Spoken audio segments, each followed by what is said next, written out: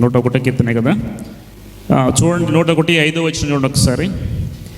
తన పొరుగు వారిని చాటున దూషించు వారిని నేను సంహరించేదను. చదవండి.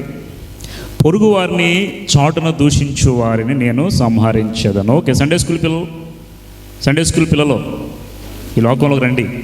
మీ టీచర్ గారు పిలుస్తున్నారు, మీరు వెళ్ళిపోండి, క్లాస్కి వెళ్ళిపోండి. ఓకే,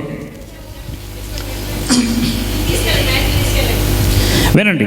తన పొరుగు వారిని చాటున దూషించే వారిని ఏం చేస్తాడు దేవుడు? చెప్పాలి. సంహరించడం అంటే ఎవరిని దూషిస్తే? పొరుగు వారిని చాటున దూషిస్తే దేవుడు వింటాడు. దీంట్లో మనం నేర్చుకున్న నీతి ఏంటి చెప్పండి మీరు? అంటే మనకు దేవుని వాక్యం తెలియక ఎన్ని తప్పులు చేస్తున్నామంటే, దేవుడు అంట ఆయన బిడ్డలు ఏం మాట్లాడకుండా చెవి పెట్టి వింటూ ఉంటాడంట. మనం అనుకుంటా ఏముందిలే, నోరు జారేస్తాం. మన నోటితో జారే ప్రతి మాటకి ప్రభు అంటాడు లెక్క చెప్పాలా లేదా? ఎవరి గురించి మాట్లాడాలంటే ఈజీగా మాట్లాడేస్తాం, ఈజీగా, చాలా ఈజీగా. తన పొరుగు వారిని చాటున దూషించేవాడు ఎలాంటి వాడు అవుతాడంట? సంహరిస్తాడు. దేవుడు సంహరిస్తాడు. గుర్తుపెట్టుకోండి. నన్ను అడిగితే నోటికి జిప్పేసుకోవడం చాలా బెటర్. ఒక విశ్వాసి క్రీస్తును నమ్మిన వాడు ఎవరైనా జిప్పేసుకోండి అంటే తినడానికి జిప్పు తీయండి, ఏదైనా మంచి మాట మాట్లాడడానికి జిప్పు తీయండి అంతే. నోటిని కాచుకోవాలని బైబిల్ చెప్తుంది. తెలుసు మీకు? ఎవడైనా మంచి దినము చూడగోరిన వాడు ఏం చేయాలంట? చెడ్డదాన్ని పలుకుండా తన నోటిని. కానీ మనిషికి లెక్క లేకపోవటం వల్ల ఏం చేస్తానంటే ఇష్టం వచ్చినట్లు ఎదురు వ్యక్తి ఈజీగా దూషించేస్తాను. దూషణ. తన పొరుగువాని దూషించేవాని చాటునంటే తెలియకుండా వాడి ముందు దూషిస్తే వాడు 2 కొడతాడు. కాబట్టి అక్కడ దూషించరు కొంతమంది. చాటును ఏం చేస్తారు? ఇంట్లో ఎక్కడైనా కానీ వేరే వాళ్ళ దగ్గర కానీ ఏదో మాట్లాడి దూషించేస్తూ ఉంటారు. చాలా జాగ్రత్తగా ఉండండి. దూషించేవాడిని దేవుడు ఏం చేస్తాడంట? ఈరోజు ఈ మాట నేర్చుకోండి. చాటున తన పొరుగు వారిని దూషించువాని నేను సంహరించేదను. మరి ఎంతోమంది దూషిస్తున్నావు, మనందరూ చెడ్డగా మాట్లాడుతున్నాం, మనకి ఎందుకని ఇంకా సంహారం రావట్లేదు? దేవుడు మనల్ని ఎందుకని ఇంకా కాపాడుతున్నాడు? ఎందుకు మనం చంపట్లేదు? చంపాలంటే దేవుడు సృష్టిలో అందరూ చంపేయాలి.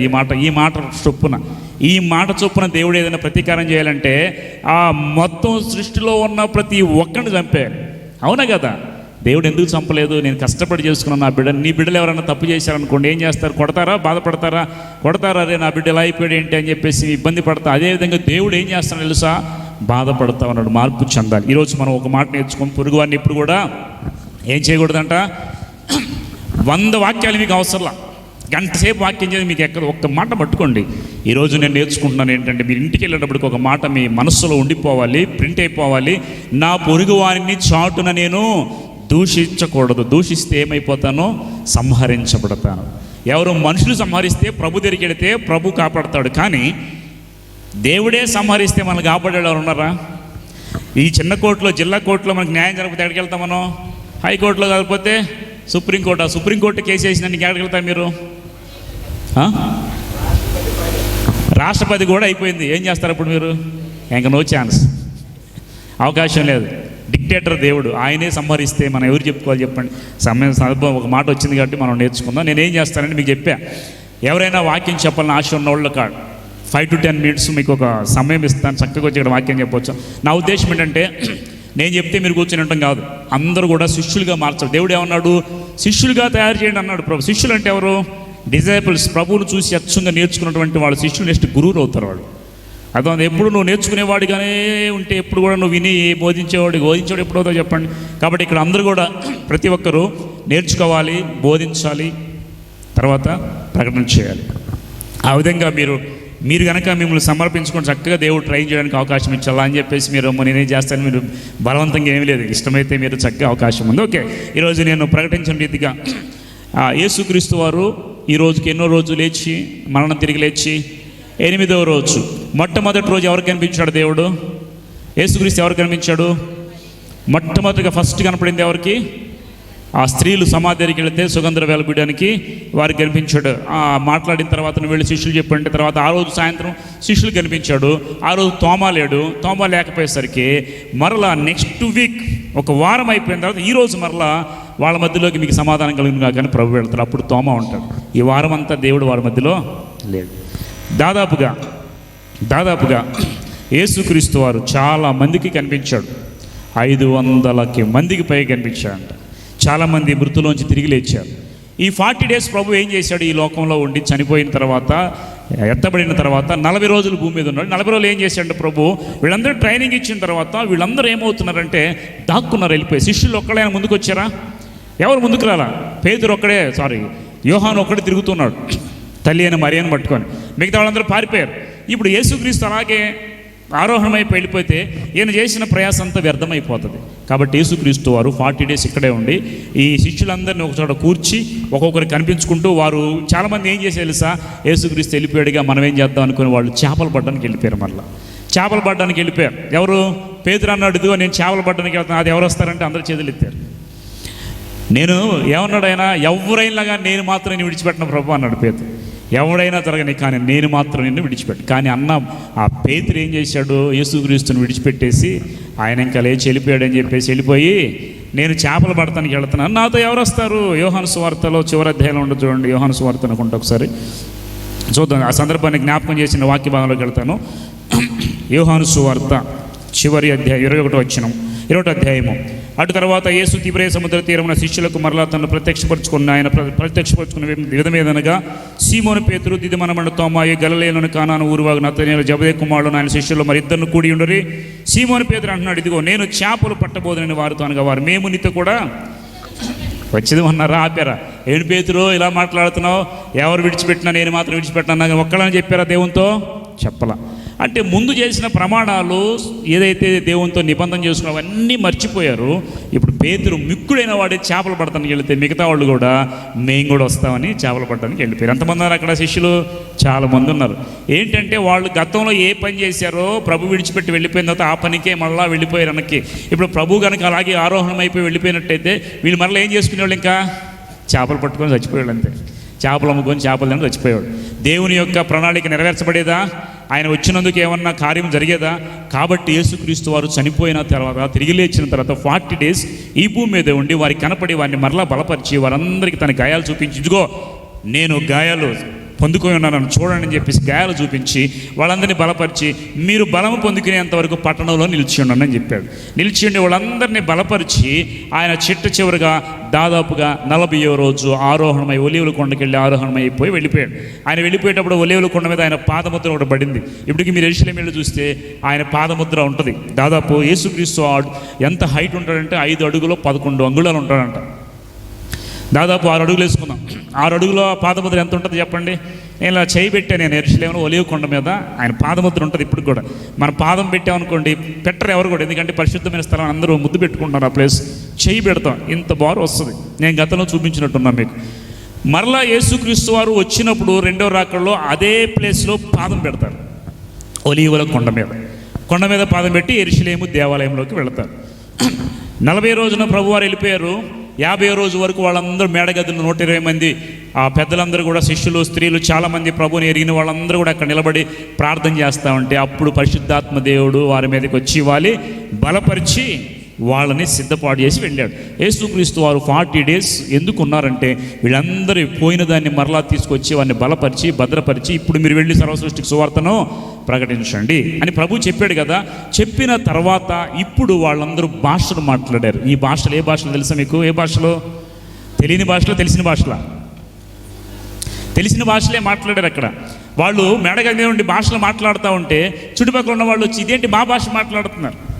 యెరూషలేములో అంతర్జాతీయ చాలామంది వర్తకులు చాలామంది అక్కడికి వెళ్ళిపోయి నివాసం ఉంటున్నారంట. నాకు తెలిసి వాళ్ళలో ఒక ఆయన తోమా అని ఆయన తమిళము తర్వాత హిందీ మాట్లాడి ఉండొచ్చు. నేను అంటున్నా ఊరిక. తోమ ఏం మాట్లాడాడు? తమిళ్, మలయాళం లేదా హిందీ. ఎందుకంటే ఇండియా వచ్చింది ఆయనే. ఆ భాషలు మాట్లాడుతూ ఉంటే వీళ్ళందరూ చూసి ఇదేంటి మా దేశ భాష మాట్లాడుతున్నారు. భాషలు పుట్టించింది ఎవరు చెప్పండి? ఎక్కడ పుట్టించాడు? బాబేలు గోపురంలో పుట్టించాడు కదా. ఇక్కడ భాషలు ఇచ్చింది ఎవరు? వాళ్ళకి దేవుడే. ఎందుకంటే వాళ్ళు ప్రపంచ దేశాలకు సువార్త ప్రకటించడానికి ఐరోపా దేశం చాలామంది వెళితే తోమా మన ఇండియా దేశానికి వచ్చి దాదాపు 2024 సంవత్సరాల క్రితం ఆయన సువార్త ప్రకటించాడు. వాళ్ళు మాట్లాడిన భాషలు ఏంటంటే ఆ రోజు అందరికీ అర్థమయ్యే మన భాషలు అన్నమాట. సో ఆ భాషల గురించి టాపిక్ వేరేది మనం తర్వాత మాట్లాడుకుందాం. అది ఈరోజు జరిగినట్టుగా ఈరోజు సందర్భాన్ని జ్ఞాపకం చేస్తాం. ఈరోజు వాక్యంకి వెళ్తాం రండి. నిర్గమకాండము 7వ అధ్యాయము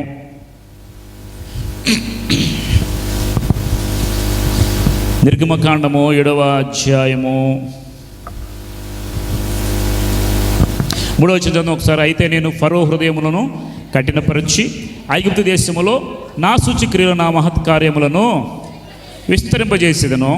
ఫరో మీ మాట వినడు, కానీ నేను నా చెయ్యి ఐగుప్తు మీద వేసి తీర్పుల చేత నా సేనలను ఇశ్రాయేలైన నా ప్రజలను ఐగుప్తు దేశం నుండి వెలుపలకు వినండి జాగ్రత్తగా. ఇప్పుడు ప్రభు ఏం చెప్పాడు అక్కడ చెప్పండి.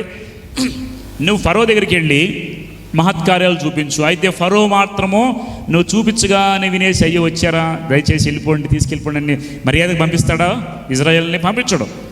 కాబట్టి మాట వినడు, కానీ నేను నా చెయ్యి చాపి గొప్ప కార్యాలు చేసి తప్పిస్తాను, నడిపిస్తాను ముందు చెప్పాడు మోషే. కానీ మోషే తర్వాత వచ్చి ఆ ఐగుప్తు దేశం వచ్చిన తర్వాత అహరోను వెంటబెట్టుకొని చేతి కర్ర తీసుకొని వెళ్ళి, గతంలో వాక్యం అని చెప్పే గుర్తున్నాయి మీ అందరికీ, చేతి కర్ర తీసుకొని వెళ్ళి ఆ యొక్క హాల్లో వాళ్ళ ముందు, రాజు ముందు తన చేతి కర్రను వేయగా చేతి కర్ర ఏమైపోయిందంట? పామైంది. తర్వాత చూడండి 10వ వచనం, 7వ అధ్యాయం 10వ వచనం. కాబట్టి మోషే అహరోనులు ఫరో యొద్దకు వెళ్ళి యెహోవా తమకు ఆజ్ఞాపించినట్లు చేసిరి. ఫరో ఎదుటను సేవకుల ఎదుటను తన కర్రను పడవేయగానే సర్పమాయను. అప్పుడు ఫరో తన విద్వాంసులను మంత్రజ్ఞులను పిలిపించెను. ఐగుప్తు శకునగాండ్రు కూడా తమ మంత్రముల చేత అలాగే చేసెను. వారిలో ప్రతివాడు తమ కర్రను పడవేసినప్పుడు సర్పమాయను.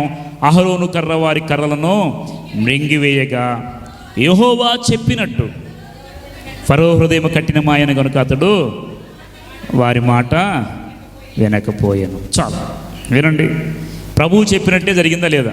మీరు వెళ్ళండి, కర్ర వేయండి అన్నారు. కర్ర వేసినప్పుడు సర్పమైంది. ఇప్పుడు ఫరో ఏం చేశాడు? వాళ్ళ దగ్గర ఉన్నటువంటి మంత్రగాళ్ళు ఎవరున్నారో మంత్రాలు ఉపయోగించి కర్రలతో పాములు చేశారు.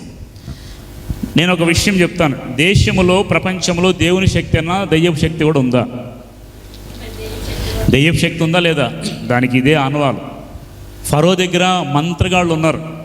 వాళ్ళు కర్రలు తెచ్చి, ఇప్పుడు వీళ్ళు వచ్చి కర్ర ఇదే అనుకుందాం, ఫరో సైన్యము ఓ పక్కన ఉన్నారు, ఫరో సింహాసనం మీద కూర్చున్నారు, ఇట్లాగే సభ అంతా కూర్చున్నారు. కూర్చున్న తర్వాత మోషే అహరోను అక్కడికి వచ్చినప్పుడు, ఇదిగో ఫరో నా దేవుడు ఉత్సవానికి పంపించమని చెప్పాడు అంటే, ఈయనేమన్నాడు ఫరో? నీ దేవుడు ఎవడో నాకు యెహోవా ఎవరు కాదు, అంత గౌరవం పిలవాలా. ఎవడు నేను పంపించను అన్నాడు. చూడండి, దేవుని బిడ్డలని మందిరానికి రాకుండా, దేవుని సన్నిధికి వెళ్లకుండా అడ్డుపడేవాడు ఎవడంటే సాతాను. ఈ సాతానుకు సాదృశ్యమే ఫరో. నా ప్రజలను పంపించు, ఉత్సవం చేయాలని చెప్పేసి మోషే అడిగితే యెహోవా ఎవడు అని గర్వంగా చెప్పాడు. ఇప్పుడు యెహోవా ఎవడు చూపిస్తాడు దేవుడు. ఆయన గొప్ప చేతితో ఐగుప్తులో అనేకమైనటువంటి అద్భుతాలు చేసి వాళ్ళని విడిపిస్తానని ప్రభు ముందుగానే చెప్పాడు. ఇప్పుడు తీసుకొచ్చి కర్ర వేయగానే, ఇక్కడ అనుకుందాం, కర్ర పడేయగానే కర్ర ఏమైపోయింది? పామై. నేను ఏదన్నా చెప్తున్నప్పుడు మీరు ఊహించేసుకోండి, అందులోకి వెళ్ళిపోండి, ట్రాన్స్లోకి వెళ్ళిపోండి. ఇక్కడ ఉండొద్దు, మీరు ఈ హాల్లో ఉండొద్దు, అక్కడికి వెళ్ళిపోండి, ఐగుప్తు దేశం వెళ్ళిపోండి. ఇక్కడ ఫరో ఉన్నాడు, ఇటువైపు అంతా సభలో కూర్చున్నాడు, ఇక్కడ మోషే అహరోను నిలబడి ఉన్నారు. వాళ్ళు వచ్చి ఇక్కడ కర్ర వేశారు. ఇదిగో ఫరో, నీవు గనక వీరిని విడిపించకపోతే దేవుడు నిన్ను విడిచిపెట్టాడు. కాబట్టి అద్భుత కార్యం చేయడానికి ఇలా కర్ర వేయగానే ఇలా పెద్ద పాము అయిపోయింది. పాము అయిపోగానే అక్కడ ఉన్న వాళ్ళందరూ లేచి ఎర్ర పాము అయిపోయిందని అంటే, అప్పుడు ఫరో అంటాడు, ఆగాగు, నువ్వేనా మంత్రాలు చేసేది? మా దగ్గర కూడా ఉన్నారు, వీళ్ళని పిలిచాడు. ఆ తత్వవేత్తలారా, మంత్రులారా రండి, నీ కర్రలు ఏంటంటే, వాళ్ళు వీళ్ళు ఒక కర్ర వేస్తే వాళ్ళు 2 కర్రలు తెచ్చి అక్కడ వేస్తే ఈ 2 కర్రలు ఏమైపోయినాయి? 2 కర్రలు కూడా పాము అయిపోయింది. ఈ 2 కర్రలు కూడా పాము అవగానే ఈ 2 పాములు ఇట్లా కొట్టుకులాడుతుంటే అహరోను కర్ర వేసినటువంటి పాము ఏం చేసింది చెప్పండి? ఆ 2 పాములను కూడా మింగేసింది. నేను ఒక విషయం చెప్తాను. దేవుడు కర్ర వేసినప్పుడు పాము అవడానికి ఎందుకు ఏర్పాటు చేస్తున్నాడు? పాము అంటే శపించబడిన జంతువు, సాతానికి గుర్తు. ఎప్పుడైనా ఆలోచించారా? పాము కానీ ఎందుకు చేశాడు దేవుడు? నాకు వచ్చింది డౌట్ గతంలో. పాము ఎందుకు కావాలి? ఏదైనా అవ్వచ్చుగా. ఇంకా పాము అనేది సాతాను గుర్తు. ఎందుకు చేశాడంటే, వినండి, ఇలాగ కర్ర వేయగానే పాము అయిపోయింది. మళ్ళీ తోక పట్టుకోగానే ఏమవుతుంది? అది కర్రగా అంటే లోకములో ఉన్నటువంటి సర్పము, సాతాను మీద అధికారం దేవుడు ఎవరికి ఇచ్చాడు? మనిషికి. దానికి సాదృశ్యంగా దేవుడు పామును చేశాడు. పాము అవగానే వీళ్ళు చేసినప్పుడు పాము కూడా మింగేసిందంటే అందరూ చూశారు. కానీ ఫరో హృదయం మరలా కఠినమైపోయింది. నేను పంపను. తర్వాత మోషే అంటాడు, అయ్యో నేను ఎంత ప్రయత్నం చేసినా కానీ నాకు అవకాశం అనేది లేదు, వీడు నా మాట వినట్లేదు, పంపట్లేదని మరలా బాధపడతాడు, డిప్రెషన్లోకి వెళ్ళిపోతాడు మోషే ఏమంటాడు తెలుసా, ఫరో హృదయము నేను ఎంత చెప్పినా కానీ ఆయన ఏం చేశాడంటే నా మాట వినట్లేదు. తర్వాత వాక్యం చూద్దాం ఒకసారి. నిర్గమకాండము 6వ అధ్యాయం 1వ వచనం దేవుడు ఏమని చెప్పాడు చూడండి ఒకసారి.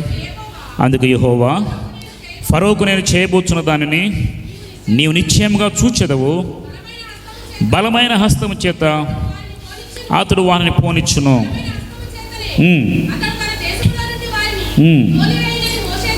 మోషేతో నేను చాలు. ప్రభు ముందేం చెప్పాడు, బలమైన హస్తంతో నేను బానిస్తాను, ఖచ్చితంగా బానిస్తాడు. తర్వాత మోషే అంటే డిప్రెషన్ అయిపోయి నా వల్ల కాదు, నేను పంపించలేను. మరలా ఇక్కడ దేవునితో అంటాడు ఆయన, ఈ తర్వాత అంతా మీరు చదవండి, మీకు అర్థమవుద్ది, టైం సరిపోదు.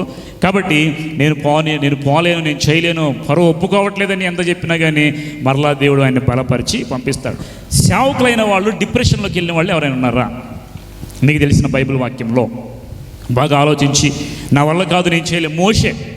మోషే ఫస్ట్ నుండి కూడా, అంటే బైబిల్ గ్రంథంలో చెప్పండి, మోషే ఫస్ట్ నుండి కూడా ఏం చేస్తాడు, నా వల్ల కాదు, నేను పోను, ఆయనకి బలం ఉంది, అన్నీ ఉన్నాయి కానీ పోను అన్నాడు. ఇదే రీతిగా ఏలియా ఒక ఆయన ఉన్నాడు. ఏలియా 450 మంది ప్రవక్తల్ని చంపేశాడు, ఒక్క సింగిల్ హ్యాండ్తో అనేక మందిని బయలు ప్రవక్తల్ని చంపేశాడు, ఎవరు లేకుండా. అప్పుడు అహాబు రాజు భార్య పేరేంటి, యెజబెల్, ఆమె మహారాణి, ఇజ్రాయేలు దేశంలో రాణి. ఆవిడ ఎవరంటే బయలు ప్రవక్త యొక్క కుమార్తె. ఆహాబు రాజు ఏం చేశాడంటే, ఇజ్రాయేలు దేవుని ఆరాధించేటువంటి స్త్రీని వివాహం చేసుకోకుండా ఆహాబు ఏం చేశాడంటే, బయలు ప్రవక్త, ఆ రోజు యాజకుడు వాళ్ళ నాన్న, బయలు ప్రవక్తకి యాజకత్వం చేసి కుమార్తెను చేసుకొస్తే ఈమెం చేసింది, దేశమంతా దేవుని యొక్క మందిరాలు బలిపీఠాలు పడగొట్టి బయలు బొమ్మలన్నింటినీ స్థిరపరిచింది.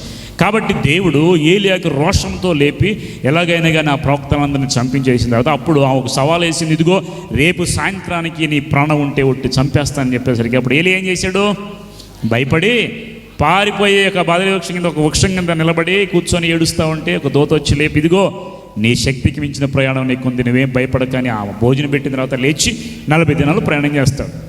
మన రాజుల గ్రంథంలో చూస్తే మనం చూడొచ్చు ఏలియా గురించి కూడా. కాబట్టి గొప్ప సేవకులైనటువంటి వ్యక్తి ఏలియా, అగ్ని ప్రవక్త అయినటువంటి ఏలియా కూడా ఆ డిప్రెషన్కి లోనైపోయాడు. ఆయన కష్టం రాగా నా వల్ల కాదు, నేను ఆపేస్తాను. మీరు ఏదైనా స్టార్ట్ చేశారనుకోండి, ఏదైనా బిజినెస్ స్టార్ట్ చేయని, ఏదైనా వ్యాపారం ఏదైనా స్టడీకి వెళ్ళిపోయి ఎక్కడికైనా వెళ్ళిపోతే మీరు అనుకున్నటువంటి రిజల్ట్ త్వరలో రాకపోతే ఫస్ట్ మనం ఏం చేస్తాం, వెంటనే ఒక్క రోజులోనే మనకి రిజల్ట్ రాలేదనుకో ఏం చేస్తున్నారు, నేను పెట్టిన రాలేదే.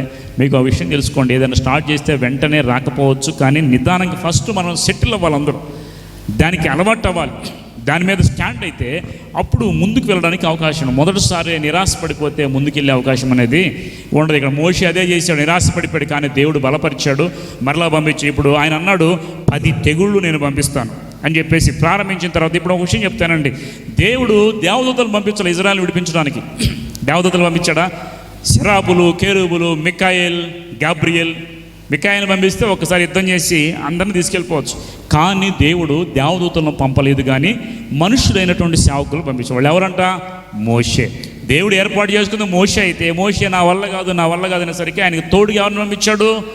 ఇప్పుడు దేవుడు ఏర్పాటు చేసిన వ్యక్తి మోషే, కానీ అహరోనుది ఏమీ లేదు, నోటిగా అంతే. నువ్వు ఏం చెప్తావు చెప్పటం అహరోను పాత్ర. అహరోను నేను గొప్పవాడిని, నేను అన్నీ చేస్తున్నానని అనుకుంటే సంతోషపడితే ఉపయోగం ఉందంటారా? అహరోను పాత్ర ఏది లేదు, దేవుడు ఏర్పాటు చేసుకుంది మోషేను మాత్రమే. కాబట్టి దేవుడు ఆయన బిడ్డలు విడిపించాలంటే సేవకులను వాడుకుంటాడు, కానీ దూతలను పంపించి ఆ మాయ మంత్రాలు చేసి ఏది కూడా చేయడు. కాబట్టి మోషేని ఏర్పాటు చేసిన పంపించాడు. ఇప్పుడు మనం తెగుళ్ళు తిరిగి వెళ్ళిపోతే మొట్టమొదటిగా జరిగినటువంటి తెగుళ్ళు, ఎన్ని తెగుళ్ళు అంట ఐగుప్తు దేశంలో జరిగింది? నేను 10 తెగుళ్ళు చెప్తాను, మీరు ఎవరు సమయం చూసుకోవాలి, చక్కగా వాక్యం వినండి. కొంచెం ఆలస్యమైనా కానీ వాక్యం నేను హాఫ్ అన్ అవర్లో అంటే ముగించేస్తా. క్లియర్గా చెప్పమంటే చెప్పేస్తా, ఛాయిస్ మీది. క్లియర్గా వినండి, ఓకే వినండి జాగ్రత్తగా. తెగుళ్ళలో మొట్టమొదటి తెగులు ఏం జరిగింది? నిర్గమకాండము 7వ అధ్యాయము 13 నుండి మనం చదివినట్టయితే, కఠినమాయను కనుక వినకపోయాను, ఇట్లా నేను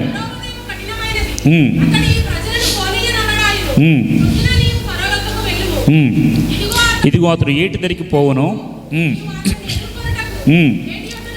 పాముగా చేయబడిన కర్రను చేత పట్టుకొని అతన్ని చూచి అరణ్యమందు నన్ను సేవించుటకై ప్రజలను పోనివ్వని నా ప్రజలను పోనిమని ఆజ్ఞాపించుటకు గాను దేవుడైన యెహోవా హెబ్రీయుల దేవుడైన యెహోవా నన్ను నీ యొద్దకు పంపెను, నీవు వినకపోతివి. యెహోవా ఆజ్ఞ ఏదనగా యెహోవానని దీనిని బట్టి నీవు తెలుసుకొందువని తెలుసుకొందువని చెప్పుచున్నాడు. నా చేతిలో ఉన్న ఈ కర్రతో ఈ కర్రతో ఏటి నీటిని కొట్టుదును, రక్తముగా మార్చబడి రక్తముగా మార్చబడును, చచ్చును, నేను కంపుకొచ్చును. నీళ్ళు త్రాగుటకు ఐగుప్తీయులు అసహ్యపడుదురని చెప్పుమని. చాలా మేనండి. ఇప్పుడు ప్రభు ఏం చెప్పాడు? నీ మాట వినడు కాబట్టి నువ్వు వెళ్ళి ఏం చేయాలి? నీకు ఇచ్చిన కర్ర ఏదైతే ఉందో జాగ్రత్తగా ఉండి, తెగుళ్ళన్నీ కూడా భయంకరమైన తెగుళ్ళు, అవన్నీ మనం చూద్దాం ఒకసారి. నువ్వు ఏటి దగ్గరికి వెళ్ళిపోయి ఏటిని కొడితే ఏటంతా ఏమవుతుందంట? ఏటి నీరంతా ఏమవుతుంది? రక్తంగా మార్చబడు. ఫస్ట్ తెగులు నీటిని రక్తముగా మార్చటము. మార్చినప్పుడు ఈ రక్తము వచ్చినప్పుడు లోపల ఉన్నటువంటి జీవులు, చేపలు ఏవైతే ఉన్నాయో అవన్నీ ఏమైపోతాయంట? చచ్చిపోయి కంపు కొట్టేస్తాయి వాటర్. ఆ నీళ్లు తాగడానికి వాళ్ళకి అసహ్యం పుట్టదని బైబిల్ వాక్యం తెలియజేస్తుంది. తర్వాత 19వ వచనంలో, నీవు అహరోనుతో నీ కర్రను పట్టుకొని ఐగుప్తు జలం మీద అనగా వారి నదుల మీదను, ఇందాక ఏటి నీరు అన్నాక ఇప్పుడు వారి నదుల మీదను, వారి కాలువల మీదను, వారి చెరువుల మీదను, వారి నీటి గుంటలన్నిటి మీదను నీ చెయ్యి చాపము, అవి రక్తమగును. ఐగుప్తు దేశం అందంతటను బ్రాను పాత్రలో రాతి పాత్రలో రక్తముండని అతనితో చెప్పాను. యెహోవా ఆజ్ఞాపించినట్లు మోషే అహరోనులు చేశారు లేదా? ఇప్పుడు ఎక్కడెక్కడ వాటర్ అంతా రక్తం అయిపోయింది చెప్పండి. ఎక్కడెక్కడ ఉన్న వాటర్ అంతా బ్లడ్ అయిపోయింది. ఏటి నీరు, చెరువుల నీళ్ళు, కుంటల్లో నీళ్ళు, ఇంకా ఇంట్లో ఉన్న పాత్రలు ఉంటాయి చూసారా, నీళ్ళలో బిందెల్లో నీళ్ళు, బకెట్లో నీళ్ళు, ఏదైతే దాచిపెట్టుకున్నారో వాటర్ బాటిల్ అన్నీ, ఎక్కడ వాటర్ ఉందో ఐగుప్తులో ఆ వాటర్ అంతా ఏమైపోయింది? ఇప్పుడు బ్లడ్గా మార్చబడింది. బ్లడ్ అనేది శాపం. మంచి నీటిని బ్లడ్గా మారితే శాపంగా మార్చబడిందంట. ఇప్పుడు తాగడానికి నీళ్ళు లేవు. మేము ఐగుప్తు వెళ్ళినప్పుడు, ఇజ్రాయెల్ దేశం వెళ్ళినప్పుడు ఐగుప్తు వెళ్ళాం కదా. ఐగుప్తు వెళ్ళినప్పుడు ఒక హోటల్లో మేము స్టే చేయడానికి వెళితే వాళ్ళు ఏమన్నారంటే, హోటల్లో ఐగుప్తులో మాత్రం మీరు ట్యాప్ వాటర్ తాగొద్దు, ట్యాప్ వాటర్ మాత్రం తాగొద్దు. ఎందుకు అని అడిగితే, ట్యాప్ వాటరు ఇప్పటి నుండి కాదు, ఎప్పటి నుండో వారికి సప్లై అయ్యే వాటర్ దేశమంతా ప్యూర్ వాటర్ కాదు. వాళ్ళు వాటర్ తాగాలంటే బాటిల్స్ మాత్రమే కొనుక్కుని తాగాలి, అంతేగాని ఆ వాటర్ తాగడానికి అవకాశము. బాత్ చేయొచ్చు, స్నానం చేయొచ్చు. టబ్కి వెళ్ళి నేను తిప్పా, వాష్రూమ్కి వెళ్ళిపోయి వాళ్ళ స్నానాల తొట్టు ఉంటుంది, తిప్పితే వాటర్ అన్నీ కొంచెం పైకి వచ్చేదాకా చూసా. వాటర్ రెడ్డిష్గా ఉన్నాయి, కొంచెం ఎర్ర. ఇప్పుడు మన వాటర్ తెల్లగా ఉంటాయి కదా, కలర్ ఉంటుంది కదా, కానీ ఆ వాటర్ కొంచెం రెడ్డిష్గానే ఉన్నాయి. ఇప్పటికి తెల్లగా చూసాం మేము. నేను అనుకున్నప్పుడు దేవుడు ఆ దినాన్న చేసిన ఆ తెగులు ఇప్పటికి కూడా, అంటే చేదుపోయింది, నష్టం లేదు, కానీ ఆ వాటర్ మాత్రము కొంచెం రెడ్డిష్గానే ఇప్పటికీ ఉంటుంది. అందుకనే వాళ్ళు మాకు ముందే చెప్పారు, ఐగుప్తులు ఎక్కడ వాటర్ బాటిల్ పెట్టి మాత్రం మీరు తాగొద్దు, కావాలంటే బాటిల్స్ కొనుక్కొని తాగండి. ఎందుకంటే అక్కడ శాస్త్రవేత్తలు ఏం చెప్తున్నారంటే, ఆ వాటర్లో ఇప్పటికి కూడా ఏదైతే ఉందో బ్యాక్టీరియా, రెడ్డిష్ కలిగించే బ్యాక్టీరియా ఇప్పటికి కూడా ఆ ప్రాంతంలో ఉంది. నైలు నది అనేది ఐగుప్తు దేశంలో 9 దేశాలను కలుపుకుంటూ వచ్చేది నైలు నది. నైలు నది గురించి చదువుకున్నాం కదా అందరం కూడా. నైలు నది 9 దేశాలను తడుపుకుంటూ వస్తుందంట.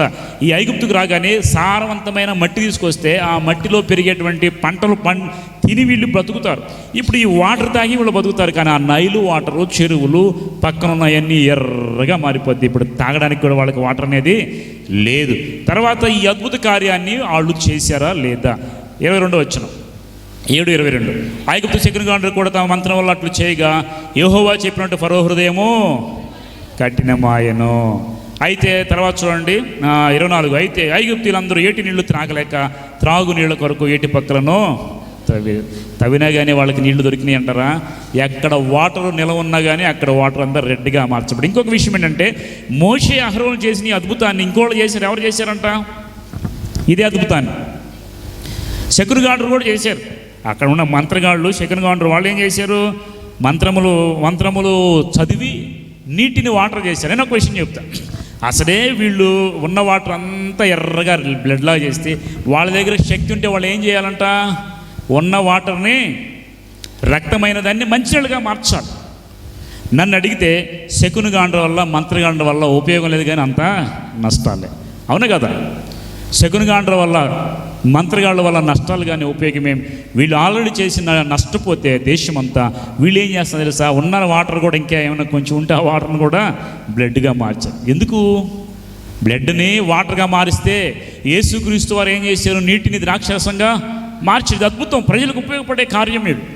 నీవు ఏదైనా ప్రజలకు ఉపయోగపడే కార్యం చేయాలంటే మనం ఏం చేయాలి? అక్కడ బ్లడ్ని వాటర్గా మారిస్తే వాళ్ళ దేవుడు గొప్పని ఒప్పుకోవచ్చు. కానీ వాళ్ళు కూడా నీటిని వాటర్ని బ్లడ్ చేశారని బ్లడ్ని వాటర్గా మరలా మార్చలేకపోయారంటే వాళ్ళ శక్తి అనేది ఉపయోగపడని పనికిరాని శక్తి.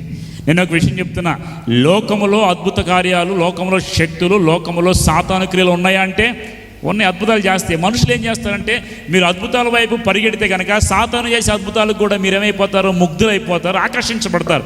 కాబట్టి నేనేమంటానంటే, ఈ సాతాను క్రియల కన్నా మనలో ఉన్నవాడు లోకంలో ఉన్నవాని కన్నా గొప్పవాడు. ఈ పాములు వచ్చి ఈ 2 పాములు మింగేసిందంటే దాని అర్థము సుపీరియర్ పవర్ అథారిటీ ఎవరిది ఇప్పుడు ఫైనల్గా? దేవునిది. కాబట్టి మీరు లోకంలో జరిగే అద్భుతాల దగ్గరికి పరిగెడతారా? అద్భుతాలు చేయగలిగినటువంటి దేవుని దగ్గరికి పరిగెడతారంటే దేవుని దగ్గరికే రావాలి. అక్కడికి వెళితే అవి జరుగుతున్నాయండి, ఇక్కడికి వెళ్ళి జరుగుతాయండి. ఎందుకు జరగవు చెప్పండి? ఎందుకు జరగట్లేదు చెప్పండి? మీరు ఎక్కడైనా విన్నారనుకో, నేను పలానా చోటకి వెళ్ళానండి, పలానా గుట్టకి వెళ్ళాను, పలానా చోటకి వెళ్ళాను, అద్భుతం జరిగింది. ఎందుకు జరిగిందంటారు? నేను అనుకుంటా, ప్రభా నీవు అద్భుతం చేయడం కాకుండా అక్కడో జరుగుతున్నాయి కదా స్వస్థతలో. ఏంటి అంటే అప్పుడు దేవుడు ఈ వాక్యం చూపిస్తారు. లోకంలో మంత్రగాళ్ళు ఉన్నారు, శకునగాళ్ళు వాళ్ళు చేసే కూడా కొన్ని జరుగుతూ ఉంటాయి. కాబట్టి అదంతా సాతాను యొక్క శక్తులు. గుర్తుపెట్టుకోండి, మొదటిగా అద్భుతం ఏం చేసిన వాళ్ళు? నీటిని రక్తంగా మార్చారు. రెండోది చూద్దాం. రెండోసరికి నరకము కాండ 8వ అధ్యాయము మొదటి వచనం నుండి చూడండి. యెహోవా ఏటిని కొట్టి 7 దినములైన తర్వాత ఎన్ని రోజులైంది? 7 రోజులు నీళ్లు తాగడానికి ఉన్నాయి వాళ్ళకి. అంటే 7 రోజులు చాలా భయంకరమైన స్థితిలోకి వెళ్ళిపోయారు. దినములైన తర్వాత యెహోవా మోషేతో ఇట్లా, నీవు ఫరో యొద్దకు వెళ్ళి అతనితో, నన్ను సేవించుటకు నా జనులను పోనిమ్ము, నీవు వారి పోనీయాల, ఇదిగో నేను నీ పొలిమేరలన్నిటిని దేని చేత బాధించేదనో. సెకండ్ ప్లాగ్స్ ఏంటంట? కప్పలు. 2వ తెగులు కప్పలను పంపిస్తానని చెప్పాడు. ఏటిలో కప్పలు విస్తారముగా పుట్టును, అవి నీ ఇంట, నీ పడక గదిలో, నీ మంచం మీదకి, నీ సేవకులలో, నీ జనుల మీదకి, నీ పొలంలోనికి, నీ పిండి పిసుకు తొట్టలోనికి ఎక్కి ఆ కప్పలు నీ మీదకి, నీ జనుల మీదకి, నీ సేవకులందరి మీదకి వచ్చిన యెహోవా సెలవు ఇచ్చున్నాడని చెప్పు. మనం వెళ్ళి కొట్టాడు. కొట్టగానే ఏమైనా ఇప్పుడు కప్పలన్నీ కూడా ఇప్పుడు చెప్పండి. కప్పలు వర్షాకాలంలో పైనుండి కొన్ని పడతాయి, 1-2 పడతాయి. అదే చైనాలో, భూటాన్లో అటువైపు పడితే కప్పలను పట్టుకొని తీసుకెళ్ళి తినేస్తారు. ఎన్ని తింటారు పడ్డగానే వాళ్ళు? 2-3 తింటారు. 10-15 పడ్డానికి ఇంట్లోకి వచ్చేసి ఏమైనా తినగలరా వాళ్ళు కూడా? కప్పలు అనేవి ఎక్కడెక్కడికి వస్తాయంట? ఏటిలోంచి కప్పలు పుట్టి వస్తే ఆ కప్పలన్నీ ఎక్కడికి వస్తాయంట? వారి ఇంట్లోకి. ఇక్కడ చూడండి, నీ పడక గదిలోకి. ఇప్పుడు నువ్వు మంచం మీద పడుకోవడానికి వెళ్ళగానే నీ బెడ్ మీద రెడీగా కప్ప పడుకుంది. ఏనండి, మీరు చక్కగా బెడ్ వేసుకొని మంచిగా ఆ దుప్పటి వేసుకొని దిండి వేసుకొని కూర్చుంటే పడుకోవడానికి వెళ్ళగానే కప్పలు వచ్చి పడుకున్నాయట. మీరు ఏం చేస్తారు? తోలుతారు, 1-2 తోలుతారు. 10 కప్పలు వచ్చినాయి, తోలారు, మళ్ళీ వచ్చి నీ మందలుగా నువ్వు పడుకుని నీ మీద పడతాను. ఎలా ఉంటుంది చెప్పండి? మీకు ఊహించుకోండి. మీ ఇంట్లోనే కప్పలు వచ్చి అనుకుందాం, మీ బెడ్ మీద కప్పలు వచ్చి అనుకుందాం. ఊహించుకోండి ఎలా ఉంటుంది? ఊహించగలరా? ఊహకే కష్టంగా ఉంటే రియల్గా భరించిన వాళ్ళ పరిస్థితి ఏంటండి? మంచంలోకి అంట, పడకలోకి నీ కప్పలు వస్తాయంట. తర్వాత నీ సేవకుల ఇంట్లోకి, నీ జనుల మీదకి, నీ పొలము, నీ పొయ్యిలోనికి, నీ పిండి పిసుకు తొట్టులోనికి. అంటే నువ్వు చక్కగా కూర వండుకుందామని చెప్పేసి బాండీలో నూనె వేసి చక్కగా తాలింపేగానే 2 కప్పలు వచ్చి పడ్డాయి. ఎలా ఉంటుంది? కప్పలు ఫ్రై. మనం తినంగానే బయట కప్పలు తింటారు తెలుసా మీకు? నేను సింగపూర్లో రోడ్డు మీద నడుస్తూ వెళ్తూ ఉంటాను. అన్ని ఫుడ్ స్టాల్స్ ఉంటాయి. ఇంత అక్వేరియం ఉంటుంది. ఒక అక్వేరియంలోనూ పాములు ఉంటాయి, ఇలా తిరుగుతూ ఉంటాయి. ఒక అక్వేరియంలో కప్పలు ఉంటాయి. కప్పలకి ఇంత ముంత ఉంటుంది. వినండి జాగ్రత్తగా, కప్పలకి ఇంత ముంత ఉంటుంది. ఆ ముంతలో పెట్టేసి వాటిని చక్కగా వండుతారు. తినేసి ఇంత ఎముకలు ఉంటాయి, అన్ని తీసి పక్కన పెడతా ఉంటారు. నేను ముక్కు మూసుకొని పోతూ ఉంటాను రోడ్డు బారికి. ఎక్కడ పోయినా అయ్యే కప్పలు తింటారు వాళ్ళు చాలామంది. ఆరోగ్యం కూడా వాళ్ళకి. ఇక్కడ ఇండియాలో కూడా తినేవాళ్ళు ఉన్నారు. చూడండి, ఈ కప్పలు నీ ప్లేట్లలోకి, నీ మంచం మీదకి, నీ మీదకి, నీ ఇంట్లోకి, నీ పడకలోకి, ప్రతి దాంట్లోకి వచ్చి భయంకరంగా మీద దూకుతూ ఉంటే ఎలా ఉంటుంది చెప్పండి? ఊహించుకోండి ఒకసారి. అంత భయంకరమైన తెగుళ్ళు వాళ్ళు అనుభవించారు. కప్పలను ఇలా చేస్తే నాకు తెలిసి ఆ రోజు కూడా శకునగాండ్రు కూడా చూడండి 7వ వచనం చూడండి ఒకసారి. శకునగాండ్రు కూడా తమ మంత్రం వల్ల అలాగూ చేసి ఐగుప్తు దేశం మీదకి అసలే కప్పలు ఎక్కువైపోతే కప్పలను తీసే అతను మా దేవుడని యెహోవా వంటి వారు ఎవరు లేరు అని నీవు తెలుసుకున్నట్టు నీ మాట చొప్పున జరుగు. 12వ వచనం చూడండి. మోషే అహరోనులు రాజు యుద్ధ నుండి బయలుదేరినప్పుడు యెహోవా ఫరో మీదకి రాసిన కప్పల విషయంలో మోషే అతని కొరకు మొర్రపెట్టగా యెహోవా మోషే మాట చొప్పున, చెప్పండి ఎవరి మాట చొప్పున? మోషే మాట చొప్పున చేసెను. తర్వాత కనుక ఇంట్లోనేమి వెలుపలనేమి పొలములేమి కప్పలు ఉండకుండా చచ్చిపోయాను. జనులు వాటిని కుప్పలుగా వేసిన భూమి అంటే దేశమంతా కప్పలు ఉన్నాయండి.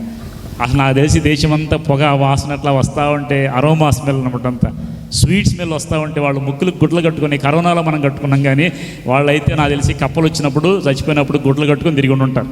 అవును కదా, ఎంత భయంకరమైన కంపు కొట్టిందండి. ఇప్పుడు చూడండి, ఈ ఫరో ఏం చేశాడు? నీ ప్రజలు పంపించేస్తాను, నువ్వు ఇప్పుడు ఏం చేస్తావు? నువ్వు వెళ్ళి దేవునితో మొరపెట్టు, ప్రార్థన చేయమని చెప్పాడు. సరే అని ప్రార్థన. ఇప్పుడు చూడండి, మోషే నేను ప్రార్థన చేయను పంపిస్తావా లేదా అన్నాడా, లేదా ప్రార్థన చేస్తానాడా? ఒక విషయం జ్ఞాపకం చేసుకోండి, మనము మన శత్రువుల కోసం ప్రార్థన చేయాలి అని బైబిల్ చెప్తుంది. ఇది చాలా వాల్యుబుల్ మాట ఒకటి ఉంది. మన శత్రువుల కోసం ఎందుకు ప్రార్థన చేయాలి? మన శత్రువుల కోసం ప్రార్థన చేయటం వల్ల మనకి కలిగే ఉపయోగాలు ఏంటి? యోబును స్నేహితులు వచ్చారు, 3 స్నేహితులు వచ్చి నువ్వేం పాపం చేసావో యోబు, ఇలాగ నీకు కష్టాలు వచ్చినాయని చెప్పేసి యోబుని భయంకరంగా శోధించారంట. శోధించి యోబుని బాగా టార్గెట్ చేసి డిప్రెషన్లోకి తీసుకెళ్ళిపోయారు. కానీ యోబు వారి కోసము ప్రార్థన చేసిన రోజు. యోబు 42వ అధ్యాయం 10వ వచనం చూడండి. యోబు గ్రంథం 42వ అధ్యాయం 10వ వచనం. 42:10 చదవమ్మ ఒకసారి. తన స్నేహితుల నిమిత్తము ప్రార్థన చేయనప్పుడు యెహోవా అతని క్షేమస్థితిని మరలా అతనికి దయచేసెను. ఏం చేశాడు దేవుడు? క్షేమస్థితిని ఏం చేశాడంట? దయచేసెను. మరి యోబునకు పూర్వము కలిగిన దానికంటే 2 అంతలు అధికంగా యెహోవా అతనికి. ఈ ఒక్క మాట జాగ్రత్తగా పట్టుకోండి మీరు ఒకసారి. ఈ మాటను బట్టి మనం ఏం చేసుకోవాలి, ఏం నేర్చుకోవాలంటే, మరియు యోబు తన స్నేహితుల నిమిత్తము ప్రార్థన చేసినప్పుడు, ఎప్పుడైతే స్నేహితులు వచ్చి ఇష్టం వచ్చినట్టు మాట్లాడి తను దూషించారో వాళ్ళ మీద కోపగించుకోకుండా యోబు ఏం చేశాడంటే వాళ్ళ కోసము ప్రార్థన చేశాడు. ప్రార్థన చేస్తే దేవుడు ఏం చేశాడు? అతనికి క్షేమస్థితిని మరలా. శత్రువు కోసం ఎప్పుడైతే మీరు ప్రార్థన చేస్తారో, అమ్మ వినండి, శత్రువు కోసం ఎప్పుడైతే ప్రార్థన చేస్తారో మీకు క్షేమస్థితి ఏదైనా పోయినట్టయితే మరలా వస్తుంది అంట బైబిల్ చెప్తాం. రావటమే కాదంటే ఏంటంట, మరియు యోబునకు పూర్వము కలిగిన దానికంటే ఎంతంతలో 2 అంతలు అధికంగా. 2 అంతలు రావాలంటే ఏం చేయాలి చెప్పండి? నేను శత్రువుని ప్రేమించను, ప్రార్థన చేయను, మీరు మామూలుగా వెళ్ళిపోతారు. మీరు శత్రువుని ప్రేమించండి, వారి కోసం ప్రార్థన చేయండి, మీకు ఎన్ని అంతలు బ్లెస్సింగ్ వస్తుంది? బైబిల్ చెప్తుంది ఖచ్చితంగా. నీ శత్రువు నీ కోసం ప్రార్థన చేసినప్పుడు, శత్రువు కోసం నువ్వు ప్రార్థన చేసినప్పుడు దేవుడు మన ప్రార్థన ఆలకించి క్షేమస్థితిని మనకు కలుగు చేస్తాడు. నాకు కష్టము తెచ్చిన వాడికి, నన్ను అవమానించిన వారి కోసము, నన్ను దూషించిన వారి కోసం నేను ప్రార్థన చేయడం కరెక్ట్ అని అంటారా? బైబిల్ అదే చెప్తాను. మిమ్మల్ని హింసించే వారి కోసం మీరు ప్రార్థన చేయండి, మిమ్మల్ని దూషించే వారి కోసం మీరు ప్రార్థన చేయండి, అప్పుడు మీరు నా కుమారులు అవుతారు. ఇది నిజమైనటువంటి క్రైస్తవ్యం అంటే. అర్థమవుతుందా? శత్రువులు ఎవరైనా ఉంటే ఈ రోజున మీరు ఏం చేస్తారు? మోకాళ్ళే కానీ ప్రభు వాడిని నశింపజేసే, వాడిని వాడిని చేసే, వాడు నా కంటికి కనపడదు, రేపు తెల్లవారితే నా ముందు ఉండకూడదు ప్రభు, ఇట్లాంటి ప్రార్థన చేయొద్దు. మీరు ఏం చేస్తారు? ప్రభా క్షమించు ప్రభా. ఇది మీరు ప్రాక్టికల్గా చేసి చూడండి. వారి కోసం ప్రార్థన చేస్తుంటే కాసేపు మాట ఆగిపోయింది. ఎక్స్పీరియన్స్ ప్రకారం చెబుతున్నా, మాట ఏమైపోద్ది? ఆగిపోయింది. మరలా ప్రభు చెప్పాడు కదా, మరలా ప్రభు ఆశీర్వదించు ప్రభా అని ఎప్పుడైతే హృదయపూర్వకంగా చెప్తావో నీ మీదకి ఆశీర్వాదం వస్తుంది. వారి కోసం ఎప్పుడైతే నువ్వు ప్రార్థన చేస్తావో రెట్టింపు దేవుడు ఘనతను వస్తుంది. బైబిల్ చెప్తుంది యోబు ప్రార్థన చేసినప్పుడు రెట్టింపు ఇచ్చాడు. కాబట్టి ఈరోజు మీకు ఒక సీక్రెట్ చెప్తున్నా, మీరు ఆశీర్వదించబడాలంటే సీక్రెట్ ఏంటి చెప్పండి? శత్రువుల కోసం నేను చేయనంటే అది నీ ఇష్టం. నీకు ఆశీర్వాదం కావాలని నువ్వేం చేయాలి? ప్రార్థన చేయాలి. ఎవరి కోసం? హింసించే వారి కోసం, దూషించే వారికి. మోషే ప్రార్థన చేశాడు లేదా? మోషేకి వ్యతిరేకంగా లేచారు ఎవరు? అహరోను, మిరియాం. నువ్వే ప్రవక్తవా, మేము ప్రవక్తం కదా అన్నాడు. దేవుడు వాళ్ళకి ఏం చేశాడు? కుష్టి వ్యాధి కలుగ చేశాడు. దేవుని సేవకులు వ్యతిరేకంగా మాట్లాడినప్పుడు దేవుడు ఆ విధంగా ఇచ్చినట్టు బైబిల్ గ్రంథం చూస్తూ ఉన్నాం. మరి ఈ శత్రువుల కోసమే, ఇవి ఎవరైతే దూషించారో వాళ్ళ కోసం మోషే ప్రార్థన చేసినప్పుడు స్వస్థత కలిగింది వాళ్ళకి. గుర్తుపెట్టుకోండి, మనం ఏం అనకూడదు. ప్రార్థన చేయటమే మన పని. మిగతావన్నీ ఎవరు చూసుకుంటారు? దేవుడు చూసుకుంటారు. కాబట్టి ప్రార్థన చేయండి. ఇప్పుడు మీకు అర్థమవుతుంది ఒక విశ్వాసం ఎలా ఉండాలో. ఒక విశ్వాసం ఎలా ఉండాలో, ప్రార్థన రావటం కాదు పోవటం కాదు, కొన్ని విషయాలు నేర్చుకోవాలి. ఖచ్చితంగా శత్రువు కోసం ప్రార్థన చేయడం ఈ రోజు నుండి మీరు నేర్చుకోండి. దేవుడు మీకు ఆశీర్వాదం ఇస్తాడు. ఇప్పుడు రెండో తెగులు కూడా వాళ్ళు చేశారా? ఐగుప్తీయులు చేశారు కదా. ఈ రెండో తెగులు వారు చేసినప్పటికి కూడా ఆ దేవుడికి మొర్ర పెడితేనే దేవుడు వచ్చి ఏది కప్పలైతే ఉన్నాయో అన్నీ కూడా దేవుడు పంపించేశాడు. మూడవదిగా చూడండి. యాక్చువల్గా సమస్య తొలగిపోయిన తర్వాత 8వ అధ్యాయము 15 వచ్చిన చూడడం ఒకసారి. ఫరో ఉపశమనము కలుగుట చూచి యెహోవా సెలవిచ్చినట్లు తమ హృదయముని కఠినపరుచుకొని వినకపోయాను. ఏంటి ఉపశమనం కలగానే ఏం చేశాడంట ఆయన? వారి మాట విన్నాడా? ముందే మాట చెప్పాడు, నేను ఖచ్చితంగా బానిస్తాను, మీ దేవునికి మొరపెట్టండి అన్నాడు. పాపం అలాగే వెళ్ళి మొరపెట్టి ఆ వేదన అంతా తీసాడు. తీసివేసిన తర్వాత మరలా ఫరో మాట మీద నిలబడ్డా? దీన్ని బట్టి మనం ఏం నేర్చుకోవాలంటే, మనలో ఎంతమంది ఫరోలు ఉన్నారు చెప్పండి? మీలో ఫరోలు ఉన్నారు లేదా? ఫరో కన్నా డబుల్ నన్ను అడిగితే. ఫరో ఆ రోజు 1 నుంచి మనం డబుల్ ఈరోజు. ఫరో టాలెంట్లో 1% అయితే మనం 2 దేవునికి ఏం చెబుతాం? ప్రభా నువ్వు చేస్తే, నాకు మేలు చేస్తే నేను నీకు నమ్మకంగా ఉంటాను ప్రభా. నన్ను విడిపిస్తే కనుక ఇంకా నిన్ను విడిచిపెట్టను ప్రభా. నువ్వు నాకు ఈ మేలు చేస్తే ఇంకా నీకు అన్నీ ఇస్తాను ప్రభా. ఎంతమంది తీర్మానాలు చేసుకున్నారు? ఒకటన్నా నిలబడిందంటారా? అన్నీ చక్కబడిన తర్వాత ఏం చేశాడా? ఏముందలే పోని వదిలేశాడు. హృదయం ఏమైపోయింది? మరలా కఠినపరచబడిందంట. కఠినపరచుకు మాట వినకపోయిన ఇలాంటి వాళ్ళు మనలో ఉన్నారని గమనించుకోండి ఒకసారి. ఫరో లాంటి వాళ్ళు ముందొక మాట, తర్వాత ఒక మాట. కష్టంలో ఉన్నప్పుడు ఒక ప్రార్థన, కష్టం తీరిపోయిన తర్వాత ఇంకో ప్రార్థన. హన్నావుగా ఉంది కదా, ప్రభు నాకు మగబిడ్డను దయచేయండి. వింటున్నారా? వాక్యం వింటున్నారా జాగ్రత్తగా? నాకు మగబిడ్డను దయచే ప్రభు అంటే దేవుడు ఏం చేశాడు? ఇచ్చాడు. ఇచ్చిన తర్వాత అరే నాకు ఇంతకాలం పిల్లలు లేరు, ఒక్కడే మగబిడ్డ కదా, ఇచ్చేస్తే ఎట్లా? లేదులే, ఏమనుకోలేదు దేవుడు. అనుకుంది ఆవిడ, వచ్చేసింది. పాలు మానగానే మందిరంలోకి వచ్చి పెట్టేసింది. అలా ఉండాలి. హన్నాను చూసి నేర్చుకోవాలి. అబ్రహాముకి లేక 100 సంవత్సరాల పిల్లోడు పుట్టాడు. 100 సంవత్సరాలు పుట్టిన పిల్లోడిని సంతోషంగా పిల్లోడు పుట్టిన తర్వాత ఆయనకి ఏం చేసి అన్నప్రాస కార్యక్రమం చేసి బాగా భోజనం పెట్టాడు అందరికి. పెట్టిన తర్వాత తెల్లవారుగానే ప్రభు అంటాడు, అబ్రహాం ఇదిగో నీకు ఒక్కగానొక్క కుమారుడిని తీసుకెళ్ళి బలి ఇచ్చి. సరే అన్నానన్నా మందిరంలో విడిచిపెడతానికి బతికుంటాడు పిల్లోడు. ఇప్పుడు అబ్రహాంకి ఏం చెప్పాడు దేవుడు? దహన బలి అంటే సజీవంగా కాల్చేసి. ఇది మరీ దారుణం కదా. హన్నాకి వయసు కాదు, తర్వాత పుడతారు. అబ్రహాంకి షారాకి పుడతారు ఇంకా పిల్లలు. కానీ ఘోరమైన మాట దేవుడు మాట్లాడేసరికి ఇంకా ఏమన్నాడు? ప్రభువా సరే అలాగే ప్రభువా, మనసులో ఎంత బాధ ఉన్నా కానీ దేవునికి ఒక మాట చెప్పండి. ఉదయం లేచాడు, వెళ్ళిపోయి బలి అర్పించడానికి వెళ్ళిపోయాడు. అది గొప్పవాడు ఎవరు? అబ్రహాం. ఇలాంటి వాళ్ళు మీలో ఉండాలి. అబ్రహాం లాంటి వాళ్ళు, హన్నా లాంటి వాళ్ళు ఏదైనా తీర్మానం చేసుకోవాలంటే ప్రభు కోసం ఎంత కష్టం వచ్చినా నష్టం వచ్చినా నా ప్రభువుని మాత్రం నేను విడిచిపెట్టను. ముందు ఏ మాట చెప్పారో దేవునితో అదే మాట మీద నిలబడాలి మీరు. ఒక్కోసారి మనం నిలబడడం పడిపోతుంది, కానీ అప్పుడు ఏం చేయాలి? సరి చేసుకుని మరలా నిలబడటం నేర్చుకోవాలి. కష్టంలో ఉన్నప్పుడు దేవునికి అనేకమైన వాగ్దానాలు చేస్తాం.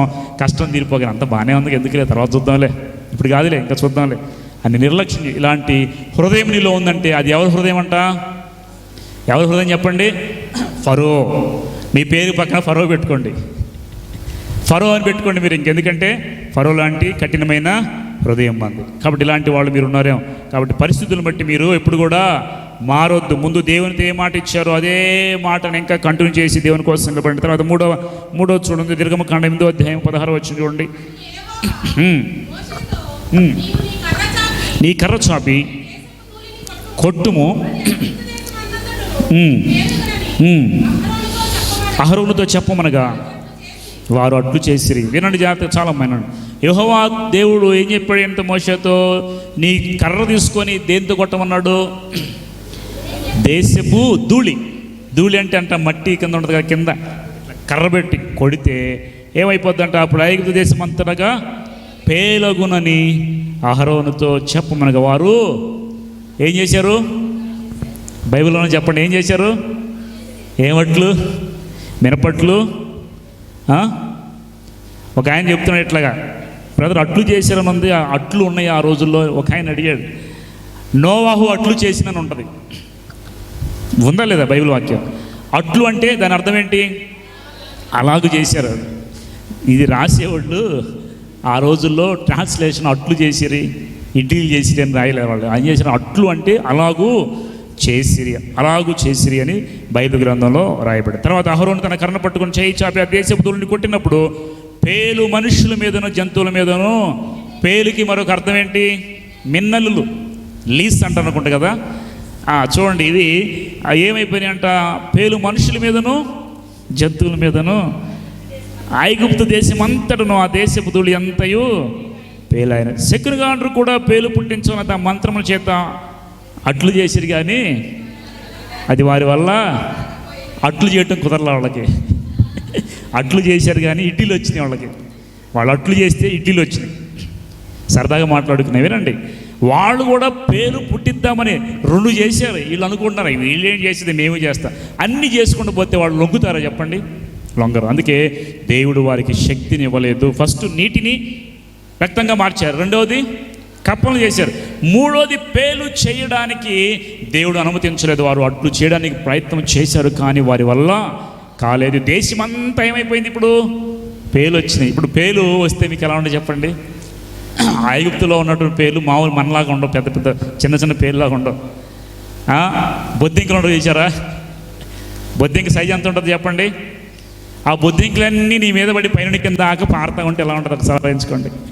ఇక్కడ బొద్దింక, ఇక్కడ కొట్టేసరికి ఇక్కడ ఒకటి బొద్దింక అంటే కొట్టగా వచ్చేస్తాయి. పేలు తల నిండా వచ్చేసి పైనుండి కింద దాకా పారుతూ ఉన్నాయండి. ఇటుగీక్కొని ఇటు వచ్చేసరికి ఇటు వచ్చినాయి. మనుషులు ఎవరైనా నెమ్మదిగా ఉండగలరా? దేశమంతా వచ్చింది. నీకు ఒక విషయం చెప్తానండి. ఒకవైపు దేశమంతా తెగుళ్ళు వస్తూ ఉంటే గోషేను ప్రాంతంలో ఇజ్రాయెల్లో ఉన్నారు, వాళ్ళ మీదకి ఒక్కడు కూడా రాలేదు. ఎగ్జాంపుల్ ఎలాగంటే, ఇది ఈ రూమ్ అంతా దేశం అనుకుంది, ఐగుప్తు దేశం, ఓకేనా? ఇజ్రాయెల్ అందరూ ఒక మూలన, ఇక్కడ ఈ ఒక మూలన ఉన్నారు. ఆ ప్రాంతం మీదకి ఏది పోవట్లే, అంతా పోతుంది కానీ దాన్ని తప్పించిపోతున్నాయి అన్నీ కూడా. కురిస్తే వర్షం అంతా కుదరాలి. ఇప్పుడు వర్షం కురుస్తుంది అనుకో, అంతా కురుస్తుంది మేఘం ఉన్నంతసేపు, మధ్యలో ఒక ఖాళీ అని ఉంటుందా? అట్లా ఖాళీ ఉంచాడు దేవుడు, ప్రొటెక్ట్ చేశాడు ఇజ్రాయెల్ అని. గోషేను ప్రాంతంలో, ఆ గోషేను ప్రాంతంలో ఇజ్రాయెల్ ఉన్నప్పుడు ప్రొటెక్ట్ చేశాడు దేవుడు. కాబట్టి అంతా పేలైపోయినాయి కానీ ఆ ఇజ్రాయెల్ దేశంలో ఉన్న గోషేను ప్రాంతంలో మాత్రం ఏ పేలు కూడా లేవండి. వాళ్ళు పేలను రాజేయలేకపోయారు. కానీ వాళ్ళు ఏమన్నారు తర్వాత చూడండి,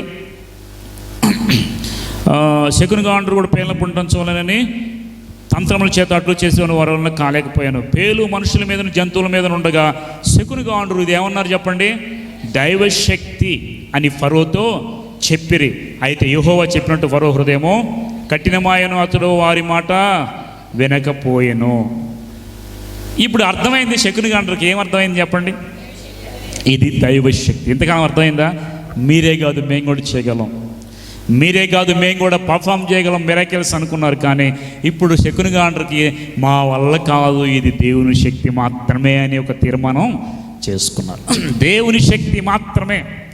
వాళ్ళకి అర్థమైంది కానీ ఫరోకి అర్థం కాలేదు. వినండి జాగ్రత్తగా.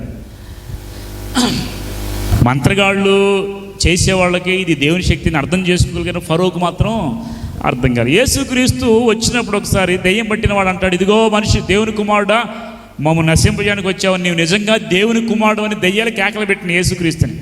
అవునా కదా? దెయ్యాలు కేకలు పెట్టినే లేదా? మత్తయి సువార్త 8:28 చూడండి ఒకసారి. మత్తయి సువార్త 8:28 చదవము ఒకసారి. మత్తయి సువార్త 8:28 అధ్యాయము.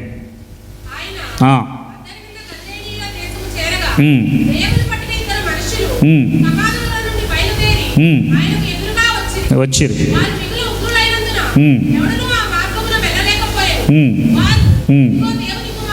దేవుని కుమారుడు.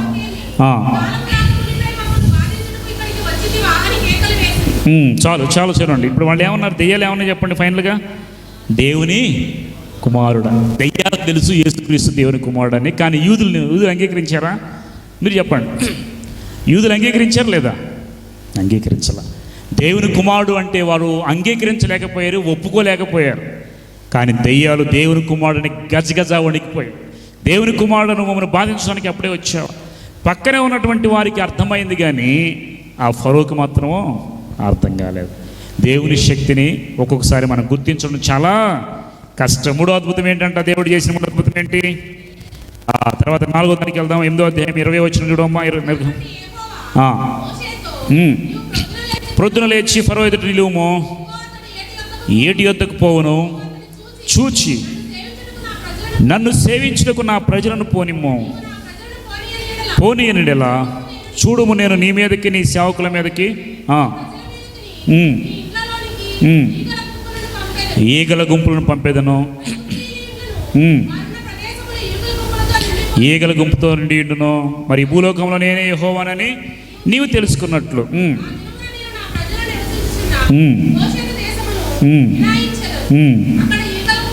చాలు, ఈగల గుంపులు ఉండవు, దేవుడు ప్రత్యేకపరిచాడు. నాలుగో అద్భుతం ఏంటి? నాలుగో తెగులేంటి? ఏం పంపిస్తా అన్నాడు? ఈగలు గుయ్యమని వస్తాయి. ఇటు కొడితే ఇటు వస్తాను, ఇటు కొడితే ఎక్కడైతే కప్పలు చచ్చిపోయి బయటపడేశారో ఈగలు పుట్టుకొచ్చినాయి.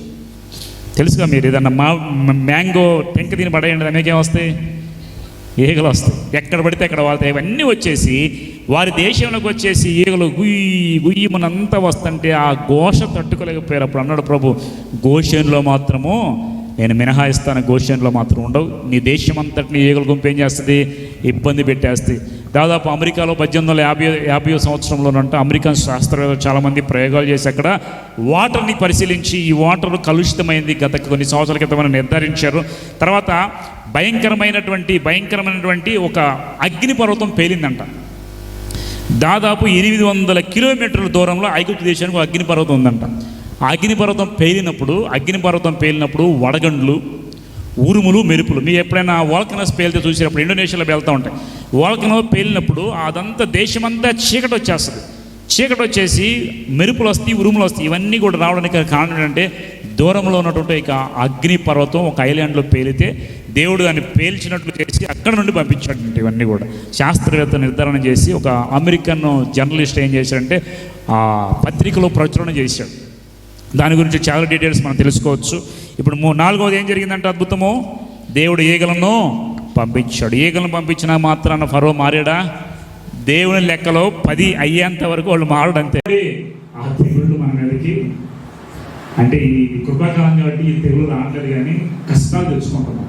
ఆటంకంగా ఉండదు. తిరగటటువంటి సముద్రంలో పడవేయటం మేలు. సీరియస్ తీసుకోండి, జోక్ తీసుకోండి. ఎప్పుడు కూడా దేవుని సన్నిధి అంటే విశ్రాంతి దినం పరిశుద్ధంగా ఆచరించడం నీవు నేర్చుకో. విశ్రాంతి దినాన్ని ఎలా ఆచరించాలంట? ఏం చేస్తారు సార్ యూదులు? నేను ముగించేస్తాను, అన్ని చెప్పడం టైం సరిపోదు కానీ నేను ముగించేస్తాను, మీ ఇష్టం. చూడండి, విశ్రాంతి దినమును పరిశుద్ధంగా ఆచరించుట నేర్చుకోవాలంట. విశ్రాంతి దినం పరిశుద్ధంగా ఆచరించడం తెలుసా? దేవుని దినము. అది దేవుని దినము. నువ్వు షికారు చేసే దినం కాదు. అమ్మాయి జాగ్రత్తగా, మీరు షికారుకి వెళ్ళే దినం కాదు, పండగ చేసే. ఎప్పుడు చెబుతారో అప్పుడు చెబితే మీరు నిజంగా విశ్వాసం ఎదుగుతున్నట్టు. మేము కాలుండే చదువుకున్నప్పుడు నా రూమ్లో ఫాస్టింగ్ ప్రేయర్ చేసుకునేవాడిని. డోంట్ డిస్టర్బ్ అని ఒకటి రాసి బయట పెట్టేవాడిని. నిజంగా లేకపోతే తేపగా చూడాలి ఐరన్ బాక్స్ ఒకటి నాకు అది ఇది అని చెప్పి నా డోర్ నాక్ చేస్తాను. నేను బయట వాడు పెడతా. నేను ప్రేయర్ చేసుకున్నాను చెప్పిన వాడికి డోంట్ నాక్ ద డోర్, డోంట్ డిస్టర్బ్ అని పెట్టేస్తాను. వాడు చూసి కొట్టబోయి వెళ్ళిపోతాడు. తీను అసలు తలుపు. దేవుని సమయము దేవునికి ఇవ్వడం నేర్చుకోవాలి. ఎవడు దొంగిలించని వద్దు నీ సమయాన్ని. సాతానుడు ఏం చేస్తాడంటే మనల్ని చాలా ట్యాకిల్గా దొంగిలిస్తాడు. మన జీవనోపాధి కోసం పనులకి వెళ్తాం. సండే కూడా పెడతారు. ఇప్పుడు సండే వెళ్ళటం తప్పంటారా కాదంటారా? మీరు చెప్పండి. మనం సండేలో ₹1,00,00,000 సంపాదిస్తున్నామా? మన అప్పులు తీరుతున్నాయా? సమృద్ధి ఉందా? ఏది ఉండదు. యాజ్ టీజ్గా వెళ్తాం. కానీ దేవుని సన్నిధిని పోగొట్టుకుంటున్నాం. గుర్తుపెట్టుకోండి, నేను చెప్తా, ప్రేయర్ చేసుకున్న తర్వాత మీకు ఏమైనా వర్క్స్ ఉంటే చూసుకోండి, తప్పులేదు. ఆ రోజు విశ్రాంతి ఉన్నప్పుడంట గొర్రె పిల్ల గుంటలో పడిన కానీ తీరంట వాళ్ళు. అంత పర్ఫెక్ట్గా ఉండేవాళ్ళు యూదులు. అట్లాంటి నన్ను అడిగితే కఠినాత్మ రూల్స్ మనకు లేవు. దేవుని మందిరాన్ని చూసుకున్న తర్వాత అయినా వర్క్స్ని చూసుకోండి. చక్కగా సంతోషం కలుసుకోండి, వేరే వాళ్ళని కలుసుకోండి, సంతోషంగా ఉండండి, తప్పు కాదు. కానీ బట్ దేవుని పనిని, దేవుని మందిరాన్ని పక్కన పెట్టేసే విధంగా మీరు ఎప్పుడు కూడా, నేను ఒకటే చెప్తాను, ఈరోజు తీర్మానం చేసుకోండి, నా దేవుని మందిరాన్ని నేను ఎప్పుడు కూడా పోగొట్టుకోను. నా దేవుని మందిరం ఉండాలి. ఏ విధంగా ఆటంకంగా ఉన్నాయలా దేవుడు నా మీదకి తీర్పులు పంపిస్తాడు. నువ్వు ఇంకోళ్ళకి ఆటంకంగా ఉన్నా, ఒకరు నీకు ఆటంకంగా ఉన్నా, దేవుడు ఏమన్నాడు? తిరగట రాయగట్టి సముద్రంలో పడవేడు. మేలు. చాలామందికి విలువ తెలియక సండే అంటే ఏంటో, పునరుత్థాన దినం అంటే ఏంటో, దేవుని సన్నిధి అంటే తెలియక చాలామంది నిర్లక్ష్యం చేస్తున్నారు. నిర్లక్ష్యం చేసే వాళ్ళందరూ గతంలో దేవుడు అన్యాయంగా వారందరూ కూడా సంహరించేశాడు. ఇప్పుడు కృపాకారం కాబట్టి దేవుడు ఏం చేయట్లేదు. కృప ఇచ్చాడు కాబట్టి మనం ఏం అంటలా దేవుడు. అర్థమైందా? కాబట్టి దేవుని మందిరం ఒక దినం గడపడం 5 దినాల కన్నా శ్రేష్టమైంది. ఎంతసేపు నా దేవుని మందిరం నేను కూర్చోవాలా అని మీరు ఆలోచించాలి. నేను హైదరాబాద్లో జాబ్కు ఉన్నప్పుడు ఉదయం మొదలుకొని సాయం దాకా ప్రతి దానికి వెళ్ళిపోయాడు. నేను ఒక చోటకి వెళ్ళి ఖాళీ కూర్చునేవాడు కాదు, ఒక్క చోటకి వెళ్ళి కూర్చునేవాడు కాదు. అక్కడ ప్రేయర్ చూసుకుని ఇక్కడ ప్రేయర్ చూసుకుని అట్లా పరుగులెత్తాను కాబట్టి దేవుని మందిరంలో నేను వాక్యం విన్నాను కాబట్టి, వాక్యం ధ్యాస నాకు ఉంది కాబట్టి, ఆకలి ఉంది కాబట్టి వాక్యం నేర్చుకోగలిగాను. కాబట్టి గుర్తుపెట్టుకోండి, మీరు కూడా దేవుని మందిరంలో వాక్యం నేర్చుకోవడానికి కోసం రావాలి. ఈ దేవుని మందిరాలు ఎలా అంటే తెలుసా? సింపుల్ చెప్తానంటే, దేవుని మందిరం ఎందుకు రావాలి చెప్పనా? ఒక సీతాకోక చిలుకగా మార్చబడే ఒక గొంగళి పురుగు ఉన్నట్టు మన జీవితము దేవుని మందిరములో ఏం చేస్తుంది? గూడు కట్టుకొని ప్యూపాదశ, దాని ఏమంటారు? ప్యూపాదశనా? గూడు కట్టుకొని లోపల కొంతకాలం అలాగే ఉండి బయటకు సీతాకోక చిలుకలాగా వస్తుంది. మనం పర్ఫెక్ట్నెస్గా రావాలి అంటే, దేవుని బిడ్డలుగా మార్చబడాలంటే దేవుని మందిరాలే ఆ యొక్క గుహలు, ఆ యొక్క స్థలాలు. ఇక్కడే మనం ఏం చేయాలి? టర్న్ చేయబడాలి. ఇది తప్పించుకుంటే నువ్వు ఎప్పుడు మారుతావు? పరలోకానికి ఎప్పుడు వెళ్తావు? ఇంకా అందుకే వస్తుంది మన దేవుని మందిరం నిర్లక్ష్యం చేయొద్దు. ఎవరు కూడా దేవుని సన్నిధికి పరుగులు ఎత్తాలి. ఎవరైనా ఆటంకపడితే దేవుడు ఏం చేస్తాడు? వారి మీదకి తెగుళ్ళు పంపిస్తాడు. నిజంగా చెప్తాను, ఇది వాస్తవం. ఇందులో వాక్యాన్ని ఎవరైనా కలిపినా తీసిన దేవుడు ఏమన్నాడు? ఇందులో ఉన్న తెగుళ్ళన్నీ కూడా చివరి ప్రకటన గ్రంథంలో ఉంటుంది, చదువుకోండి. ఇందులో ఉన్న తీసినా ఎవరిని కలిపినా వాక్యం ఈజ్ వాక్యం అంతే. చాలా చోట మందిరాల్లో వాక్యం బోధించట్లా, పాటలు బాగా పాడుతున్నారు, వాక్యానికి 5 నిమిషాలు కూడా ప్లేస్ ఇవ్వట్లేదు. ఎన్నో ప్రోగ్రామ్స్ చేస్తున్నారు, 5 నిమిషాలు కూడా వాక్యం ఉండట్లేదు. కొద్దిసేపు చెప్పుకొని వెళ్ళిపోయింది. ఏదో చేయాలని చేయటం అవసరం, అది ఎంత అవసరం లేదు. మనం వాక్యం నేర్చుకోవాలి. సరే, తర్వాత ఎన్నోది అయిపోయింది, ఇప్పుడు 4వది అయిపోయిందా? 4 ఏమొచ్చింది? ఏగల గుంపులు వచ్చింది. ఏగల గుంపులు వస్తే మీకు తెలిసి ఎలా ఉంటుందో? జోరేగా ఏదో ఒక సామెత ఉంటుంది, ఇంటిలోని పోరు నాకు సరిగ్గా గుర్తురాట్లా, చెప్పులోని రాయి చెవిలోని జోరేకి ఇంట్లోని పోరు ఎంత కాదయ్యా, ఇష్టదావిరామ ఎనురవేమ. కాబట్టి చాలా భయంకరమైనటువంటి తెగులు గుండా వాళ్ళు వెళ్ళారు. ఇంకొక చూద్దాము, నిర్గమకాండం 9వ అధ్యాయము. నిర్గమకాండము 9వ అధ్యాయము తర్వాత యెహోవా మోషేతో ఇట్లా, నీవు ఫరో యొద్దకు వెళ్ళి నన్ను సేవించడానికి నా ప్రజలను పోనిమ్ము, నీవు వారిని పోనీయనక ఇంకా వారిని నిర్బంధించినలా, ఇదిగో యెహోవా బాహుబలం పొలము ఉన్న నీ పశువుల మీదకని, దేని మీదకి, గుర్రముల మీదకి, గాడిదల మీదకి, ఒంటెల మీదకి, ఎద్దుల మీదకి, గొర్రెల మీదకి మిక్కిలి బాధకరమైన తెగులు కలుగును. అయితే యెహోవా ఇశ్రాయేళ్ల పశువులను ఐగుప్తుల పశువులను వేరుపరచును.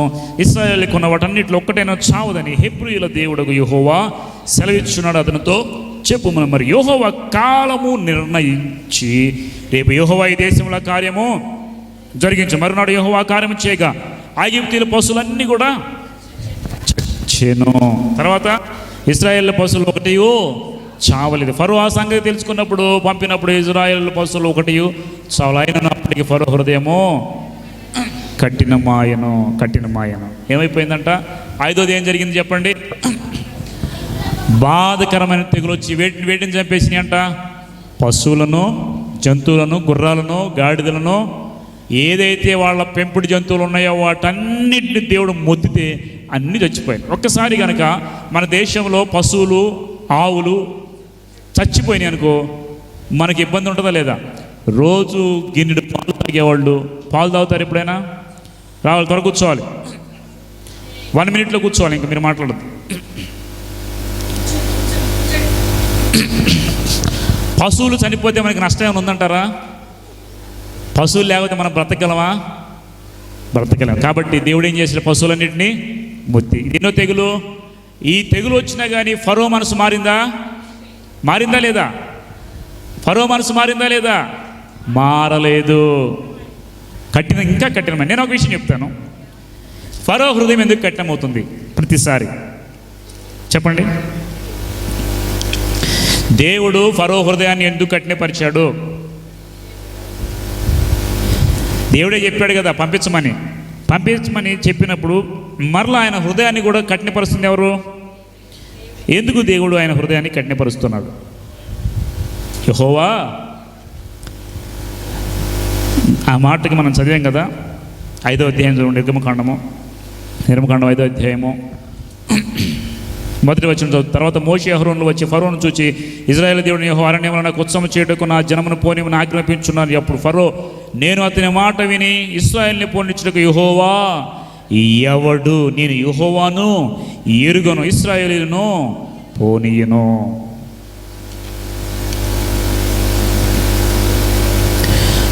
ఆ మాటకి 6వ అధ్యాయం మొదటి వచనం చూడండి. అందుకు యెహోవా ఫరోకు నేను చేయబోదాన్ని నిశ్చయముగా చూచెద, బలమైన హస్తము చేత అతడు పోనిచ్చును. 7వ అధ్యాయం 3వ వచనం కూడా చదవండి ఒకసారి. అయితే నేను ఫరో హృదయమును కఠినపరిచి ఐగుప్తు దేశంలో విస్తరింపజేసేదను. వేణుడు కానీ నేను నా చెయ్యి ఐగుప్తు మీద వేసి గొప్ప తీర్పుల చేత నా సేనలు ఇశ్రాయేలైన నా ప్రజలను ఐగుప్తు నుండి వెలుపలికి రప్పించదు. ఇప్పుడు చెప్పింది, ఇప్పుడు వీటిని కఠినపరుస్తానని ఎవరు చెప్పారు? దేవుడే చెప్పాడు. మాట వినడో కఠినపరుస్తాను. యెహోవా ఎవడు అన్నందుకు దేవుడు బుద్ధి చెప్పి మరీ బయటికి పంపించాడు. ఇప్పుడు కూడా ఎప్పుడైనా యెహోవా నామమును వ్యర్థముగా ఉచ్చరించకూడదు. ఆజ్ఞలో ఒకటి కదా, యెహోవా నామమును వ్యర్థంగా ఎవడైనా కానీ దేవుడెవడు అన్నారు అనుకో, యూట్యూబ్లో ఎంతమంది మాట్లాడుతున్నాడు, ఎన్ని ఘోరమైన మాటలు. వీళ్ళందరికీ ముందు ఉంది ఇంకా ముసళ్ళ పండుగ, అప్పుడే తీర్పు రాలా. ఇదిగో నేను త్వరగా వస్తున్న వాని క్రియలను బట్టి వానికి నేను జీతం ఇస్తానని ప్రభువు చెప్పాడు. గుర్తుపెట్టుకోండి, యెహోవా ఎవడు అన్నందుకు బాహుబలము చేత చూపించి అన్ని అప్పుడు తీసుకొచ్చాడు బయట. ఇప్పుడు ఎన్ని తెగుళ్ళు వచ్చినాయి మొత్తం చెప్పండి. మొదటి తెగులు ఏంటి? నీటిని రక్తంగా మార్చడము. రెండవది కప్పలు. ఈ 2 ఐగుప్తు మంత్రగాళ్ళు చేశారు కానీ 3వ దాని నుండి చేయలేకపోయారు. 3వది ఏంటి? పేలా. 4వది ఈగలు. 5వది తెగుళ్ళు చేత పశువులన్నీ కూడా జంతువులన్నీ కూడా చచ్చిపోయినాయి. ఇంకా మిగతాయి కూడా చెప్తే టైం సరిపోదు, 1 గంటనే పట్టింది. నెక్స్ట్ వీక్ చెప్పుకుందాం, ఓకేనా? అమ్మయ్య ఊరు పిలుచుకున్నారు కొంతమంది. ఈ 5 ఎప్పుడు అవుతాయి? ఇంకా చాలామంది ఏమనుకుంటున్నారంటే ఈ 5 కాదు ఇంకా 5 ఎప్పుడు అవుతాయి అనుకుంటున్నాను. నేను మీ మైండ్ తినేయటం నాకు ఇష్టం లేదు, ఓకే? కాబట్టి ఈ 5 కూడా నెక్స్ట్ వీక్ మీకు కంటిన్యూ చేస్తాను. ఈ 5 గురించి కూడా కొన్ని ఆత్మీయ అర్థాలు. మనం ఏం చేస్తాం తెలుసా? జరిగిన విషయాన్ని జరిగినట్టు చెప్పుకోవడం కాక ఆత్మీయంగా ఏమి నేర్చుకోవాలో కూడా నేర్చుకుంటున్నాం.